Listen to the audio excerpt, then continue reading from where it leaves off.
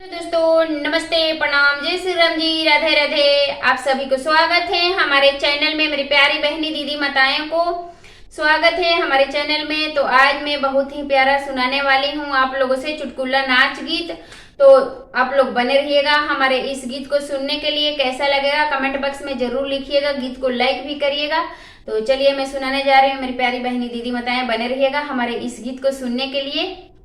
ठेलवा पर के चूड़िया कंगनवा मोरे मान के, ठेलवा पर के चूड़िया कंगनवा मोरे मान के, सास नाही मोन के ससुर नाही मोन के, सास नाही मोन के ससुर नाही मोन के, सैया मिलले मान के मिलले दारू बाजवा हो, सैया मिलले मान के मिलले दारू बाजवा हो, ठेलवा पर के चूड़िया कंगनवा मोरे मान के, ठेलवा पर के चूड़िया कंगनवा मोरे मान के, जेठ नाही मोन के जेठानी नाही मोन के, जेठ नाही मोन के जेठानी नाही मोन के, सैया मिलले मोन के मिलले दारू बाजवा हो, सैया मिलले मोन के मिलले दारू बाजवा हो,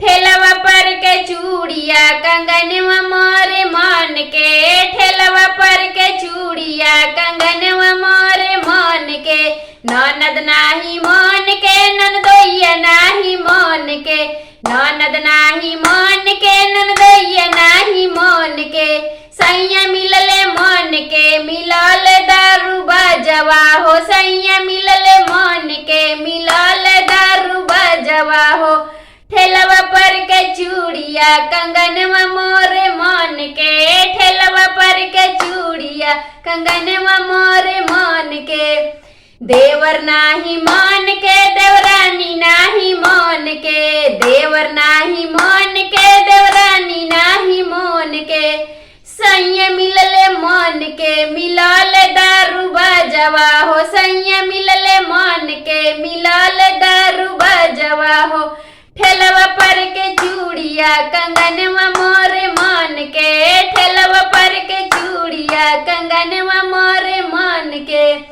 तो दोस्तों मेरी प्यारी बहनी कैसा लगा ये गीत कमेंट बॉक्स में जरूर लिखिए। तब तक के लिए बाय बाय, नमस्ते, प्रणाम, जय श्री